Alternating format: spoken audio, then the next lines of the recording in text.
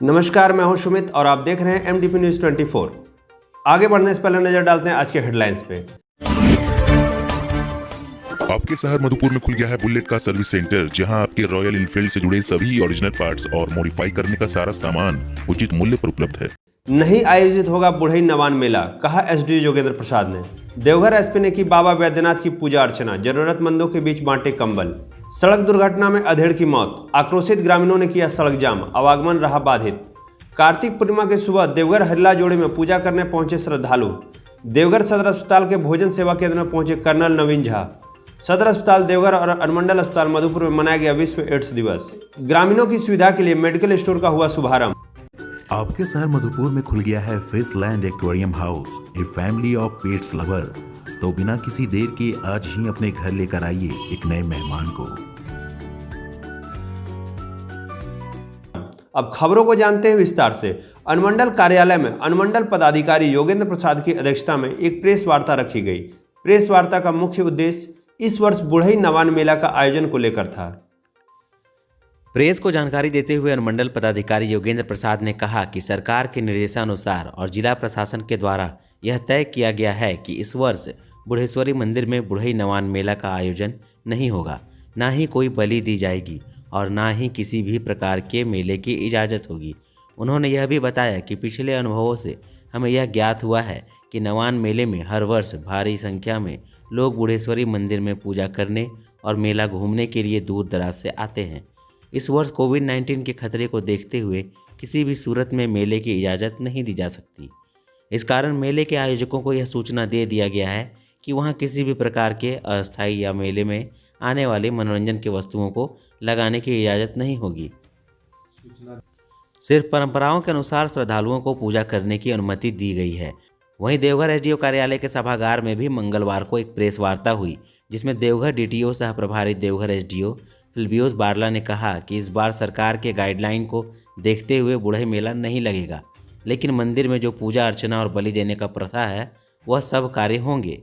कोविड-19 और लॉकडाउन के कारण यह मेला नहीं लगने दिया जाएगा। जैसा कि हम लोग जानते हैं, इस क्षेत्र में बुढ़ई थाना अंतर्गत बुढ़ेश्वरी मंदिर के पास नवान मेला कह करके एक आयोजन प्रतिवर्ष होता है। पिछले वर्षों का जो अनुभव रहा है कि इस मेला में श्रद्धालुओं की काफ़ी भीड़ होती है और एक चैलेंजिंग काम होता है प्रशासन के लिए उस भीड़ को नियंत्रित करना। इस बार हम लोग जान रहे हैं कि कोविड-19 के कारण इस प्रकार के किसी मेला वगैरह का आयोजन जो है नहीं करने का निर्देश हम लोगों को है।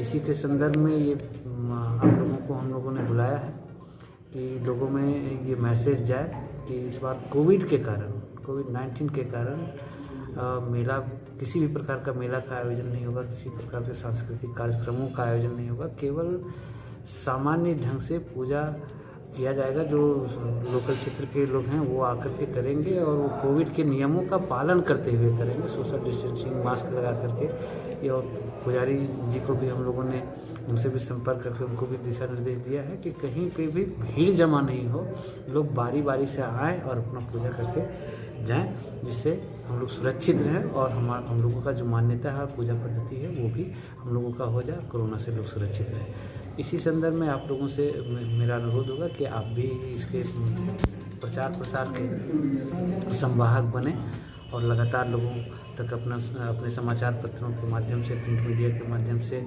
इलेक्ट्रॉनिक मीडिया के माध्यम से लोगों तक एक मैसेज पहुंचाएं कि श्रद्धापूर्वक अपने घरों में ही पूजा करें लोग। और जब ये कोविड-19 का दौर समाप्त हो जाएगा तो फिर हम लोग पूरे जोश खरोश से इस पूजा का आयोजन अगले वर्ष करेंगे। इस वर्ष हम लोग कोरोना को देखते हुए अच्छे ढंग से सोशल डिस्टेंसिंग का पालन करते हुए, सरकार के दिशा निर्देशों का पालन करते हुए पूजा हम लोग करें। हम लोग की परिपाटी भी जारी रहे और हम लोग सुरक्षित भी रहें।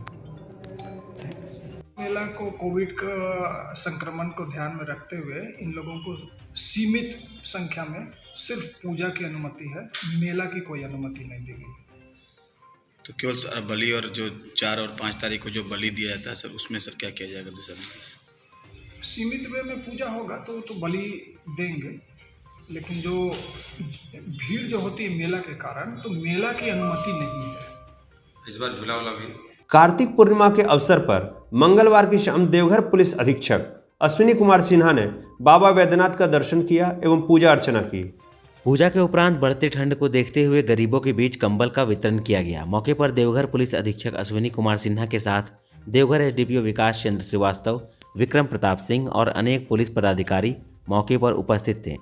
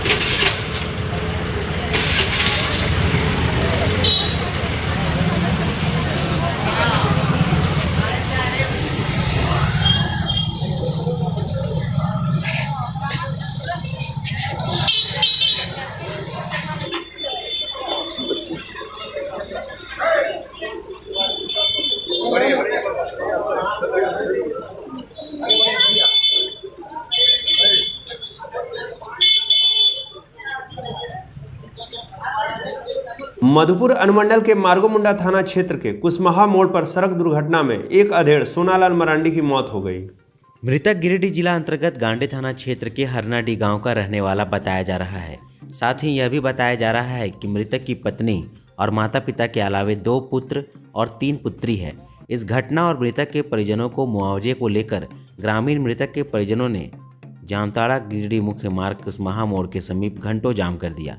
इस जाम के कारण सड़क के दोनों ओर गाड़ियों की लंबी कतार लग गई और करीब 8 घंटे तक आवागमन बाधित रहा। घटना के संबंध में प्रत्यक्षदर्शियों ने बताया कि सोनालाल अपनी मोटरसाइकिल से अपने घर की ओर जा रहा था। इसी बीच विपरीत दिशा से आ रही पिकअप वैन ने उसे टक्कर मार दी, जिससे उसकी मौके पर ही मौत हो गई।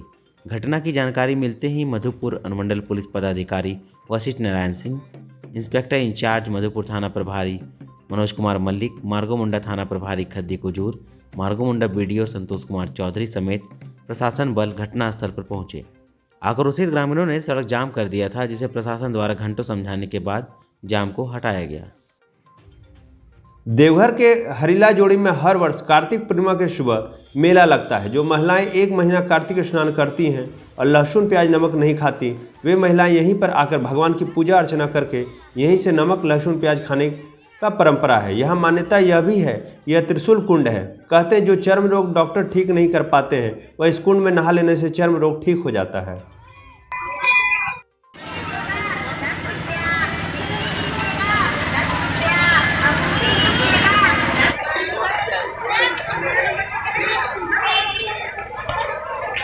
बोलो हल्ला जोड़ी पथल फोड़ी बैठेगी तो नहीं खाएगी।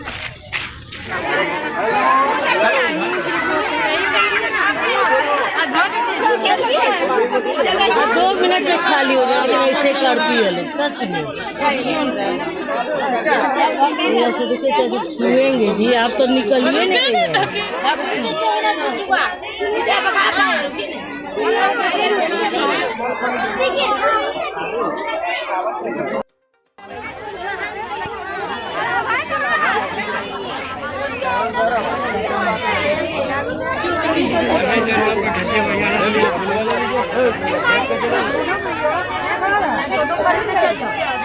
यह कार्तिक पूर्णिमा के दूसरे दिन कार्तिक उद्यापन होने के बाद लोगों का यहाँ का विशेषता यही है कि यहाँ हरला जोड़ी बाबा का हरि और हर इस स्थान में पूजा करने के बाद ही पारण करता है लोग, उसके बाद ही कुछ अनाज पानी आता है लोग। बहुत पौराणिक मेला है जी। यहाँ पर जो सब आप सब आती हैं कार्तिक पूर्णिमा के सुबह यहाँ पर पूजा पाठ करती है, ये क्या मान्यता है?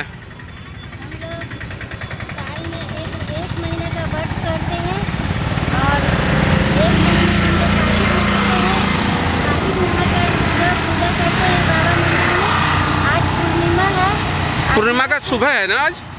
हाँ, लास्ट है, दूसरे दिन पूर्णिमा का दूसरे दिन है। हम लोग यहाँ पर स्नान करके पूजा करते हैं और यही महत्व है कि यहाँ का भोजन किया जाता है। लहसुन प्याज 1 महीना नहीं खाया जाता है। यहीं से स्टार्ट करते हैं। इस पर हम लोग मूज उठाते हैं और लहसुन प्याज खाते हैं।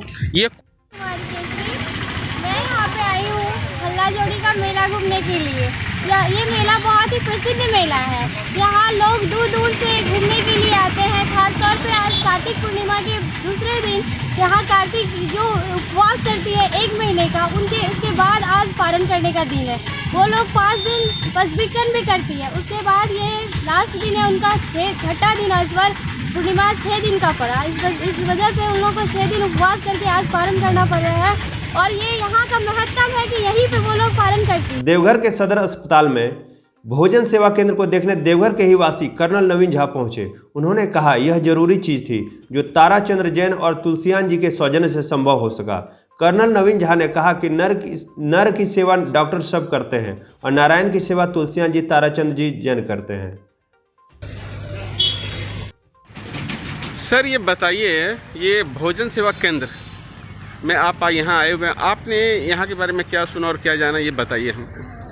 देखिए, मैं तो देवघर समाज से हूँ, यहीं जन्मा हूँ और आपको शायद जानकारी हो कि नहीं हो, हमारे पिताजी यहीं पे देवघर अनुमंडल था, तब से सिविल सर्जन यहाँ पे होकर के यहीं से डिस्ट्रिक्ट से ही उसी हॉस्पिटल से रिटायर हुए। दुमका देवघर दोनों के सिविल सर्जन थे। Okay sir. और हॉस्पिटल से हम लोग बहुत जुड़े रहे बचपन से ही। यहाँ पे जब ये हॉस्पिटल बन रहा था, शुरुआत में बड़ी दिक्कत आ रही थी, जगह बड़ा अजीब जगह लोगों को लग रहा था।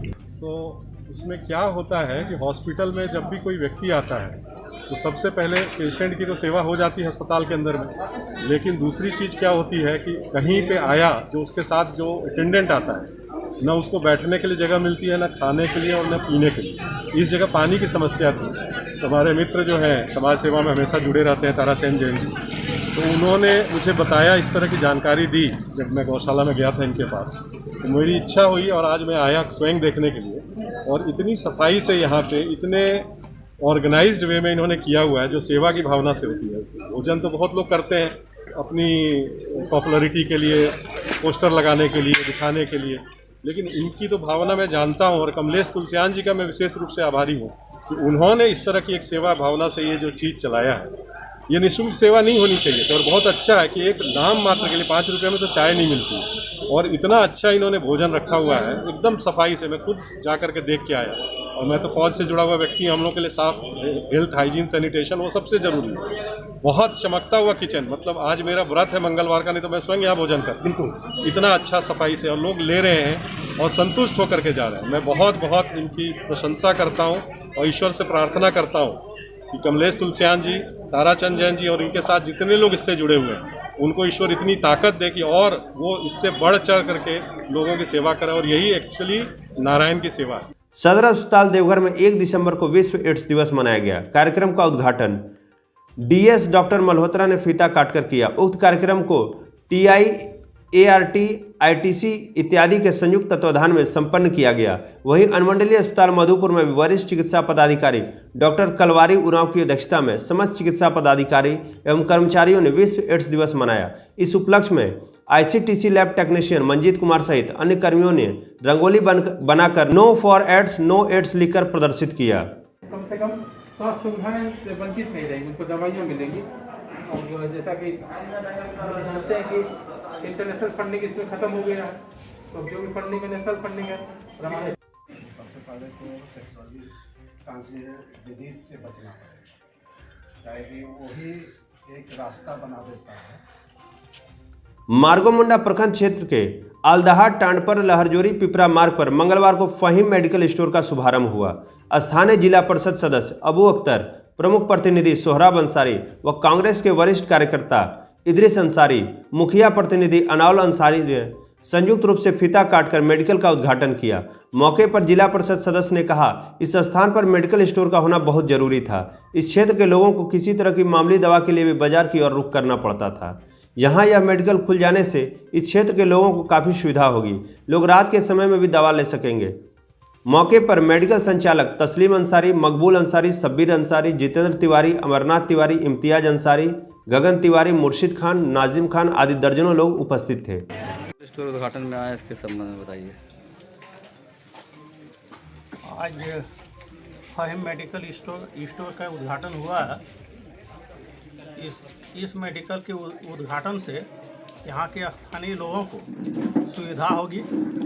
और हम देख रहे हैं कि पीछे भी कुछ बेड का माने जगह है और लग रहा है कि आगे चलकर और स्थानीय लोगों को सुविधा हो सकता है।